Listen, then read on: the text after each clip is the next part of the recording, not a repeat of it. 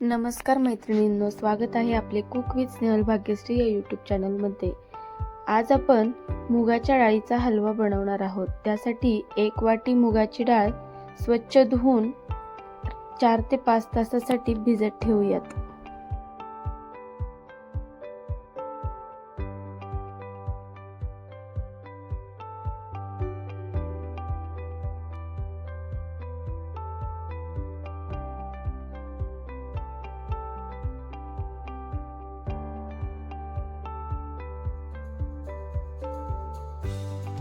पहा, आपली डाळ भिजलेली आहे। आता आपण ते पुन्हा एकदा स्वच्छ पाण्याने धुवून मिक्सरच्या भांड्यामध्ये घालून जाडसर वाटून घेणार आहोत।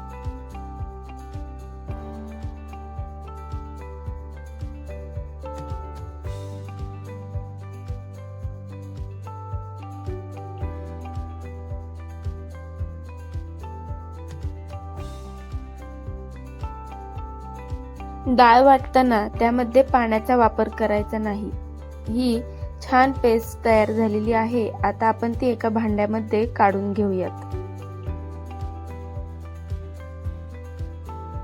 याच पद्धतीने आपण उरलेली डाळ देखील मिक्सरमध्ये वाटून घेऊयात। पहा, आपली डाळ वाटून तयार झाली आहे। आता ती एका कढईमध्ये मीडियम फ्लेम वरती छान परतून घेऊयात।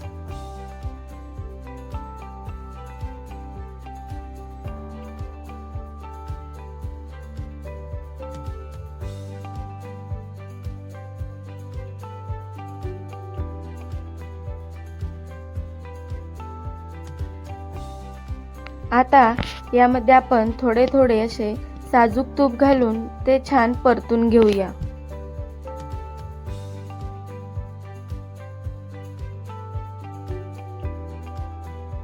हे मिश्रण अगदी घट्ट होईपर्यंत सतत हलवून घ्यायचे आहे। पहा, या ठिकाणी आपले हे सर्व मिश्रण छान भाजून तयार होत आले आहे। हे पीठ छान भाजत आले आहे। आता यामध्ये पुन्हा तूप घालून छान परतून घ्यायचे आहे। तूप वापरल्यामुळे आपला हलवा चवीला अगदी छान होतो।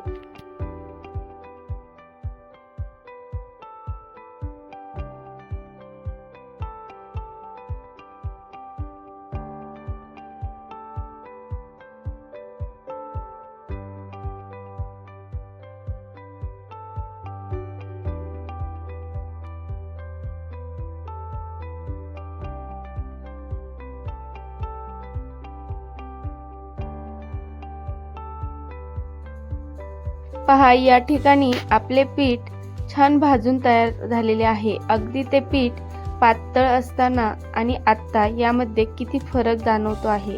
अगदी मोकळे असे हे तयार झाले आहे। आता आपण यामध्ये थोडेसे पाणी घालून घेऊयात। या ठिकाणी मी गरम पाण्याचा वापर केलेला आहे। आता हे सर्व मिश्रण आपण मिक्स करून घेऊयात।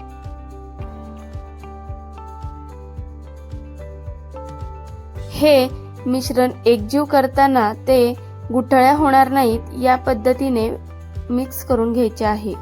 या ठिकाणी फूड कलरचा वापर केलेला आहे। हा अगदी ऑप्शनल आहे, नाही वापरला तरी देखील चालेल, पण वापरल्यामुळे हलव्याला कलर खूप छान येतो।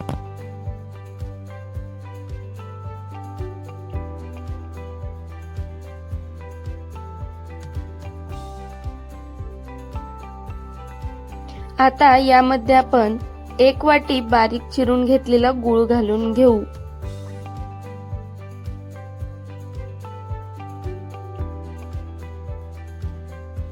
आता हे छान मिश्रण मिक्स करून घेऊयात, जेणेकरून गूळ त्या डाळीमध्ये मिक्स होईल।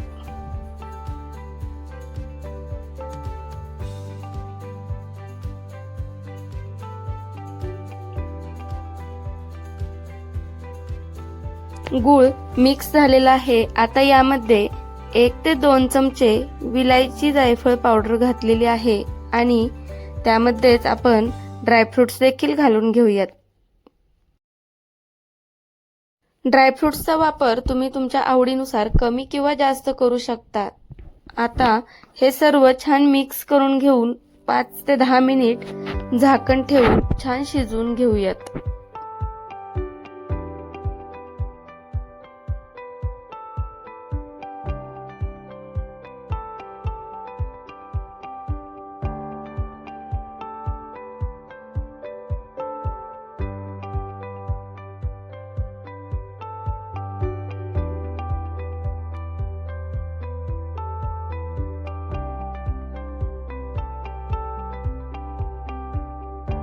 पहा, या ठिकाणी 10 मिनिट झाले आहेत आणि आपला मुगडाळीचा हलवा देखील छान तयार झाला आहे। शिरा किंवा उपमा खाऊन लहान मुलांना देखील कंटाळा येतो, तर ही कधीतरी वेगळी अशी रेसिपी। ही रेसिपी कशी वाटली हे कमेंटमध्ये नक्की सांगा आणि व्हिडिओ आवडला असेल तर व्हिडिओला लाईक, शेअर आणि सबस्क्राईब करायला विसरू नका। भेटूयात अशाच एका नवीन व्हिडिओ सोबत आणि नवीन रेसिपी सोबत। तोपर्यंत धन्यवाद।